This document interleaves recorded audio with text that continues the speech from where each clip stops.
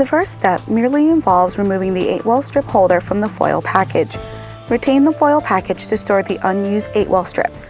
Next, remove the desired amount of 8well strips from the holder and place them into the 96well flat bottom waste plate starting at column 1.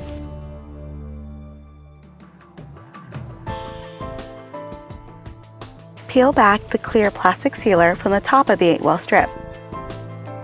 Do not remove the adhesive sealer from the bottom of the plate holder.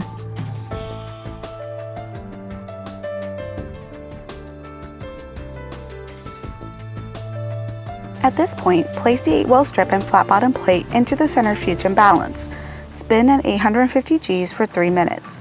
The first spin removes excess hydrating liquid from the columns and further compacts the gel resin. If you need to perform the conversion from RCF to RPM, click on the link above for our online converter. It is important to balance the centrifuge to prevent damage to personnel and equipment. Please ensure that you check the weight and balance tolerance of your centrifuge model. If using only one 8well strip, use our flat bottom waste plate with the 8well balancing strip placed in column 1. If using an even number of 8well strips, then place an equal number of strips into each flat bottom waste plate and run the strips opposite to each other. You will see that after the first spin, the resin in the columns has compressed down slightly with the uniform resin height from column to column, which is essential for use with the multi-channel pipetter.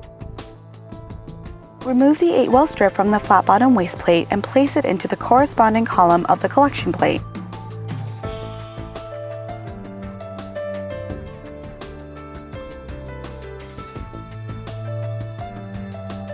Load the sequencing reactions in the center of the wells and place the plate with the 8well strips into the centrifuge and spin at 850 Gs for 5 minutes.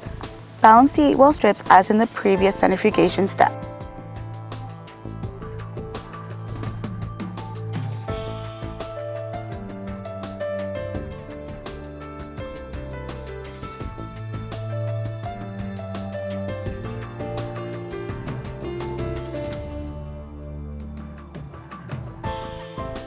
During the second spin, the DNA sequencing products pass through the column, and any small molecules less than 20 bases in length are trapped in the resin. After the second spin, you can see that there is an even volume of eluate recovered. Generally, you will see an increase of 1 to 4 microliters of the input volume. Transfer the purified sample from the V-bottom collection plate to a semi-skirted capillary plate for sequencing. You now have purified products that are ready to be sequenced without the need for high diformamide or any other reagents. The sample in the semi-skirted capillary plate can now be loaded directly into an ABI Prism sequencer. The capillary plates are available from EdgeBio in quantities of 25 as catalog number 13506. Ensure that all unused 8well strips in the holder are returned to the foil package.